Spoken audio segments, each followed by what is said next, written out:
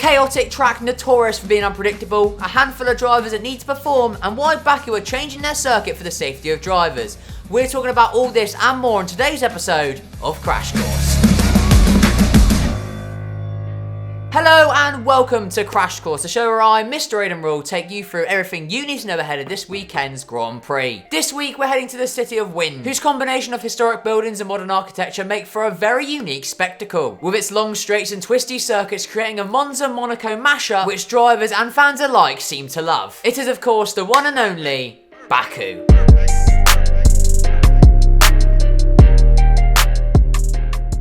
From the slowest track on the calendar last time out at Monaco to this week the second quickest, Baku is a true fan favourite and has been notorious for giving us some spicy moments and chaotic races to say the least. From Hamilton and Vettel's safety car collision in 2017 to Ricciardo Verstappen colliding in 2018 and even last year where we saw Hamilton go straight on at turn 1 after a late restart, this track always throws up some excitement and is the definition of unpredictable. In the 4 years the Azerbaijan Grand Prix has been held, we've had 4 different winners. 2017 Ricciardo, 18 Hamilton, 19 Bottas, 21 Perez, and if you want to include 2016 as well, where we did race at Baku, it was just called the European Grand Prix, not the Azerbaijan Grand Prix, so it's weird, I don't know. Then that makes it 5 different winners in 5 years, as Rosberg took the W in what was his championship winning year. Aside from the top step though, the second and third spots have been just as hard to predict over the track's lifespan, with a midfield driver finishing on the podium more often than not. In 2016, Perez was third, 2017, Stroll got a maiden podium, 2018, Perez was back again, and last year we had Seb and Gasly up there, with Checo returning to the podium at Baku, this time as a race winner. And with one of the big talking points after Monaco being Perez joining the title fight, it'll be interesting to see if he can keep this streak going in the Land of Fire. That is a sick nickname for a country, by the way, isn't it? Land of Fire. Just sounds epic. What would the UK's be? Like Land of Greg's? Land of Greece? Land of Rain? Land of overpriced fuel? I don't know.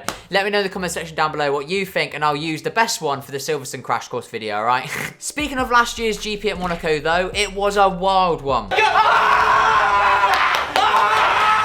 However, during it, we did see 2 spectacular tyre failures for both Lance Stroll and race leader Verstappen, the latter of which happened right by the pit entry, sparking a debate on its safety, since if Max's car veered off in the opposite direction, the crash could have been far, far worse. Now, ever since the track's debut, the pit entry has been a talking point, as the pit wall sticks out, creating an entry chicane in a kind of weird and retrospectively dangerous way, considering the cars are travelling at stupid speeds at that point, with 2016 winner Nico Rosberg even labelling it one of the most scary places I've ever driven an F1 car. This week though, Baku race promoter Aref Ramov announced that they are slightly changing the pit lane entrance.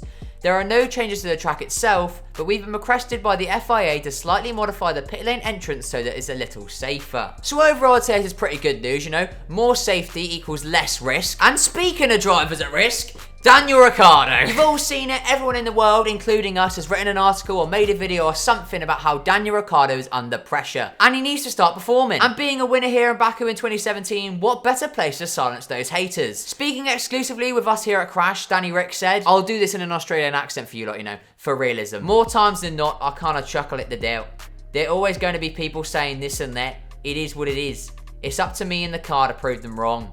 The reality is that I've not forgotten how to drive. So what are we saying, lads? Ricciardo points this weekend? I love him, I really, really do, but I'm not putting my money on it. Other than Ricciardo, drivers to watch this weekend include Lewis Hamilton, as he's still trying to find his form and get some good luck this season, currently sitting 6-1 down to Russell on a Sunday, over 30 points behind him in the championship. Sad Hamilton fanboy noises. Leclerc, who's pretty much lost the last 2 race victories thanks to no fault of his own. With a retirement in Spain after the car died on him, and a team strategy error costing him at Monaco, he now sits 9 points behind Verstappen and will want to close it. He was on pole here last year, yet didn't have the pace come Sunday. However, hopefully the beast that is the 2022 Ferrari can help him deliver and get some redemption. Further back, Schumacher is also another one under scrutiny at the moment. With his continuous crashing and points tally still at 0, he needs to be making moves this weekend. My predictions though, I'm saying Charles Leclerc pole, Max Verstappen victory. Let's say a Mercedes podium for good measure as well. And my bold prediction is that Lando Norris will have a crash and Lance Stroll will score points. I'm just going to predict that every week until it actually happens. But for now, boys and girls, that is it from me. That is everything you need to know about the Azerbaijan Grand Prix this weekend at Baku. Fingers crossed it's going to be chaos, or at the very least it's going to be a bit entertaining. But as always, either way, I'm going to be here, ready after the race to recap it all with you. But for now, boys and girls, this has been it. This has been Crash Course. I'm done. And until that recap, I'll see you next time. Subscribe, like the video. Goodbye.